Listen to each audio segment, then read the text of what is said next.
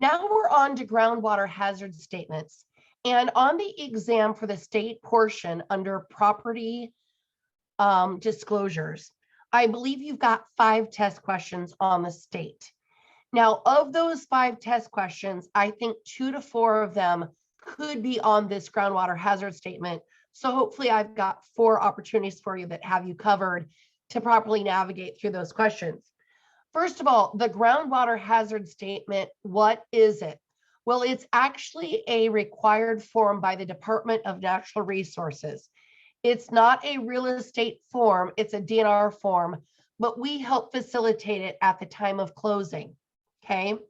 And it covers these items. And again, my acronym for remembering what all goes on a groundwater hazard statement is the acronym GW Bush.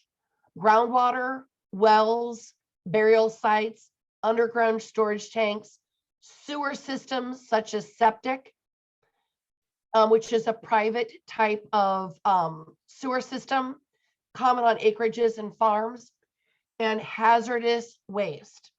Okay, that is what is on the disclosure. And as you can see, if you opened up this groundwater statement, this is what is asked here, and they're all pretty Captain Obvious questions.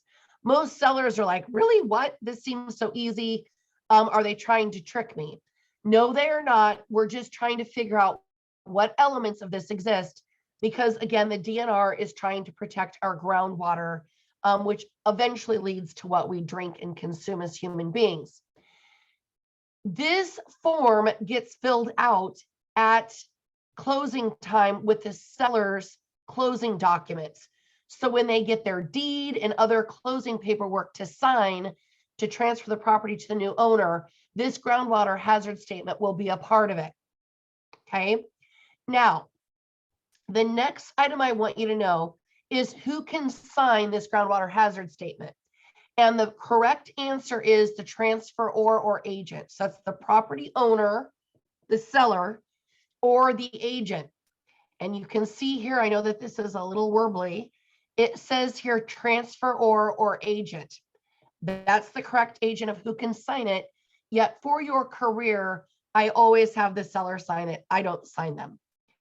Number 3 is this must be completed in order to record the deed for the new owner with the county. It does not mean that title didn't transfer. The title transfer happened from the seller to the new buyer, but we cannot record it without this groundwater hazard statement being made available, okay?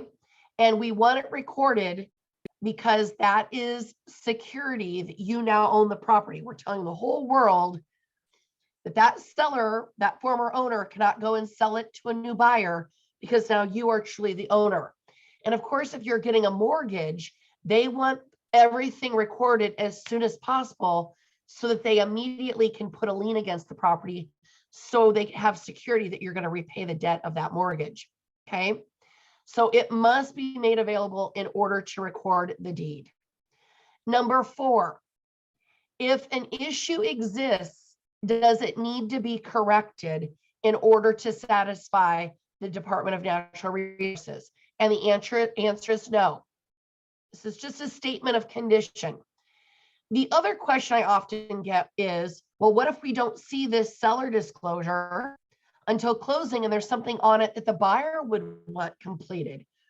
Well, if you remember and you look back on the required items that were needed for a seller to fill out about the property condition, these items were already addressed on it. So if there was something disclosed on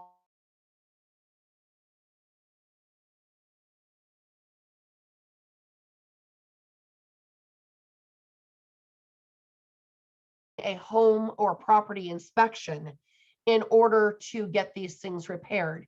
But the statement is what it does not require any sort of updating. Again, it's just so the DNR can keep track for the safety of our groundwater. For your career, not on the exam, pay attention to this groundwater hazard statement.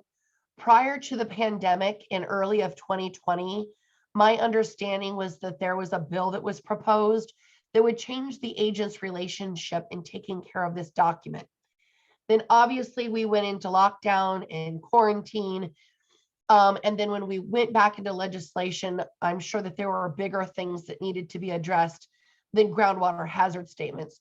So do look forward in the future in your career in case there's any changes to the responsibility of having you sign this with your sellers at the time of closing.